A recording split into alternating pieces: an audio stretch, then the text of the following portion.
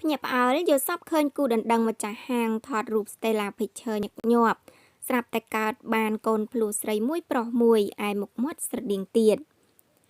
ចាថ្មីនេះមានការបង្ហោះរបស់គណនីមួយលើ Facebook មួយឈ្មោះ Merasop 888K កំពុងទទួលបានការចាប់អារម្មណ៍និងចែកចាយបន្តប្រងព្រាតរហូតដល់ជាង 1000 នាក់ក្រោយម្ចាស់គណនីនោះអះអាងថាបានយល់សប្តិជាញឹកញាប់ឃើញគូស្នេហ៍ម្ចាស់ហាង Stella Picture មកសុំនៅជាមួយទាំងដែលមិនមែនជាសាច់ញាតិនឹងគ្នាតតែសោះចាខ្លឹមសាររបស់គណនីរូបនេះចាបានរៀបរាប់ថាខ្ញុំមិនមែនជាសាច់ញាតិឬបងប្អូនពួកគាត់អីទេតែហេតុអីខ្ញុំចាសុបិនឃើញគាត់ញឹកញាប់ចាមុនខ្ញុំទម្ងន់កូនភ្លោះខ្ញុំបានចាសុបិនឃើញពួកគាត់ចាតែយប់មិញក៏ឃើញពួកគាត់ទៀតប្អូនឲ្យបងសុបិនឃើញប្អូនបងបានដាក់បាត់លោកចាឧទ្ទិសកុសលជូនប្អូនរួចហើយពួកគាត់មកសុំនៅជាមួយប្រុសមួយស្រីមួយមុខដូចទៀតបងប្អូនចាការបង្ហោះរបស់ម្ចាស់គណនីនេះដែរទទួលបានការបញ្ចេញមតិនិងចែកចាយពីមហាជននៅតាមបណ្ដាញសង្គមជាច្រើនដោយមួយចំនួនចាបង្ហាញក្តីរំភើបបើសិនចារឿងនេះជាការពិតមែនហើយមួយចំនួនទៀតក៏បង្ហាញអារម្មណ៍អាណិតចាដោយលើកឡើងថាចាប់កំណត់ថ្មីមកជាគូទៀតបែបពួកគេមិនចង់បែកគ្នានោះទេចាគួររំលឹកដែរថាបើគិតមកទល់ពេលនេះរយៈពេលជិត2ឆ្នាំហើយចាដែលគូស្នេហ៍ម្ចាស់ហាងថតរូប Stella Picture លោកលងលីសុងនិងកញ្ញាខិនកញ្ចនាចាត្រូវបានឃាតករដៃឆៅឈ្មោះស្រីស៊ីណាបាញ់សម្លាប់យ៉ាងសាហាវក្នុងទីតាំងហាងរបស់ពួកគេកាលពីថ្ងៃទី17ខែមិថុនាឆ្នាំ2024កន្លងទៅចាក្រៅពីជនរងគ្រោះជាម្ចាស់ហាងថតរូបខាងលើក៏មានជនរងគ្រោះពីររូបផ្សេងទៀតផងដែរចាដែលបានរងរបួសធ្ងន់ស្រាលក្នុងហេតុការណ៍បាញ់ប្រហារនេះចាឃាតកម្មទៅលើគូស្នេហ៍វ័យក្មេងទាំងពីររូបនេះនាកំឡុងពេលនោះបានទូកក្រើកខ្លាំងមែនទែនតាមបណ្ដាញសង្គមនានា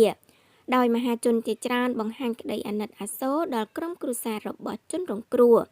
ក៏ដូចជាទទូចឲ្យខាងច្បាប់កាត់ទោសជនបង្ក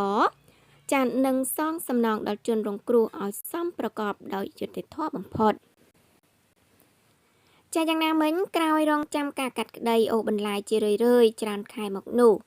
មកដល់ថ្ងៃទី19ខែសីហាឆ្នាំ2025តាមរយៈការបង្ហោះចារបស់ជនរងគ្រោះម្នាក់ក្នុងចំណោមជនរងគ្រោះពីររូបដែលនៅមានជីវិតបានទម្លាយថាលោកនិងជនរងគ្រោះជាថៅកែប្រុសស្រីដែលបានចែកឋានទៅនោះគឺទទួលបានយុត្តិធម៌ហើយចាជនរងគ្រោះម្នាក់ដែលមានឈ្មោះថាហុងវិធារៈចាបានរៀបរាប់ថាទីបំផុតពួកយើងទទួលបានយុត្តិធម៌ហើយនាព្រឹកថ្ងៃទី19ខែសីហាឆ្នាំ2025ចាតុលាការកំពូលបានប្រកាសសេចក្តីសម្រេចយកការសម្រេចរបស់សាលាឧទ្ធរទុកជាបានការដដែលចាយុត្តិធម៌នៅតែមានសម្រាប់ប្រជាពលរដ្ឋស្លូតត្រង់ដូចយើងខ្ញុំបាទសូមអរគុណទៅដល់សម្ដេចពុកហ៊ុនសែននិងសម្ដេចបវរធិបតីហ៊ុនម៉ាណែតចាដែលលោកតែងតែយកចិត្តទុកដាក់នៅក្នុងរឿងក្តីរបស់យើងខ្ញុំតាំងពីកើតរឿងដំបូងរហូតទទួលបានយុត្តិធម៌នៅពេលនេះខ្ញុំបាទជាប្រជាជនស្លូតត្រង់ម្នាក់ក៏សូមជូនពរឲ្យសម្ដេចទាំងទ្វេមានសុខភាពល្អនិងបន្តដឹកនាំកូនចៅ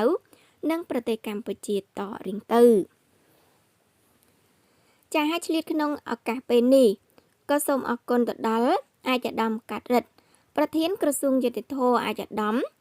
គីតិចប្រធានក្រុមមេធាវីស្ម័គ្រចិត្តតេជោសែននិងមន្ត្រីតុលាការគ្រប់ស្ថាប័នសូមឲ្យលោកទាំងពីរជោគជ័យគ្រប់ភារកិច្ចហើយក៏សូមអរគុណដល់ប្រជាពលរដ្ឋទាំងអស់ដែលបានជួយឈឺឆ្អាលយកអាសាជាមួយនឹងរឿងក្តីរបស់ខ្ញុំតាំងពីថ្ងៃកើតចាស់ដំបូងរហូតមកដល់ពេលនេះសូមប្រជាជនខ្មែរទាំងអស់សូមមានសុខភាពល្អនិងផ្លូវចិត្តមាំមួន